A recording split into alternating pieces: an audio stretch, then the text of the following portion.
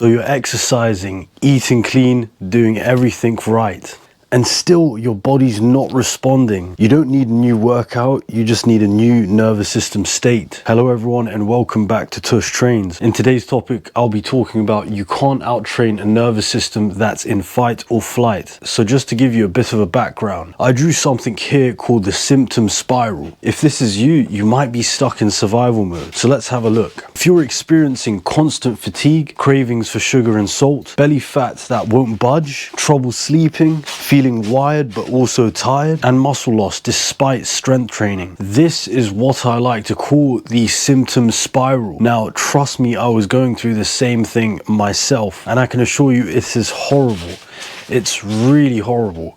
And even though I was in one of the best shapes of my life, I still felt like I was extremely vulnerable. Now, why is this? So here we're going to look at the fight or flight and the rest and digest. So the fight or flight is basically sympathetic. So when your body's in this stage, what happens is that stress causes cortisol, that leads to fat storage, muscle breakdown, and inflammation. Now when your body's in rest and digest, which is the parasympathetic state, then you trigger recovery, fat burning, hormone balance, muscle growth, and digestion. Now this is a very good thing to be in. Rest and digest is what you want to be in, albeit not all the time, but the majority of the time. So most people actually try to burn fat while their body is trying to survive.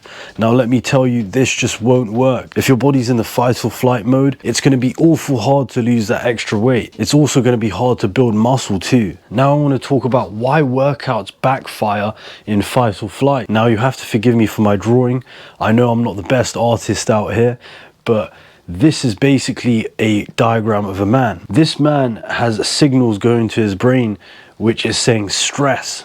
Now when this happens, down in this area, which is the belly, this causes it to hold onto fat. And in regard to the muscles, they can't repair right now because there's too much cortisol. What happens to your energy is that you crash after workouts.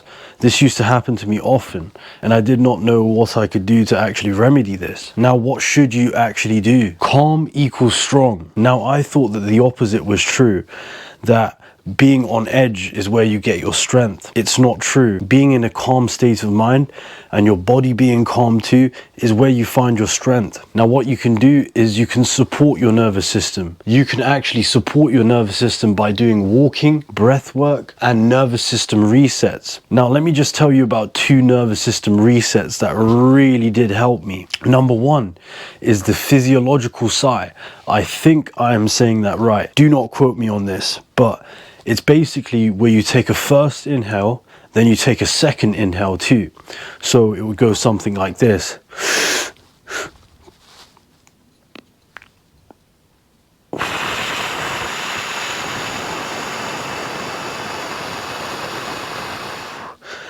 And you very slowly breathe out everything. So if you just take one large inhale, the second small inhale, and then exhale very, very slowly. So what happens when you do this?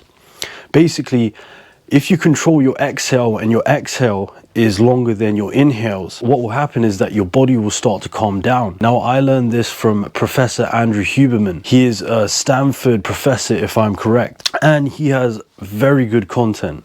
He has very good content on optimal living. So if you do want to check him out, he's really good. He helped me loads. Now another one that's been my absolute saving grace is the Wim Hof method. Now the Wim Hof method is basically breath work paired with the deliberate exposure to cold. This could be cold baths, this could be cold showers, this could be like doing hydrotherapy of some kind. You have to expose yourself to the cold. The breath work is basically rounds. So the first round you would be breathing in and out, so you would have to hyperventilate, and then after you would have to hold your breath for about a minute. And once you go into round 2, you would hyperventilate, then you would hold your breath for 1.5 minutes, and likewise with round 3. So once you've done this, you can go on to do resistance training and your normal workouts, and it should be fine. But I would say to make this practice, you have to make it practice so you don't feel like absolute shit. You can also do some metabolic conditioning after this, and this can come in the forms of intervals, circuit training, and if you really wanted to, CrossFit. But you have to make sure to do these things beforehand so that you don't actually burn yourself out. So that's all for today. If you like this video, please like and subscribe, and I'll see you on the next one.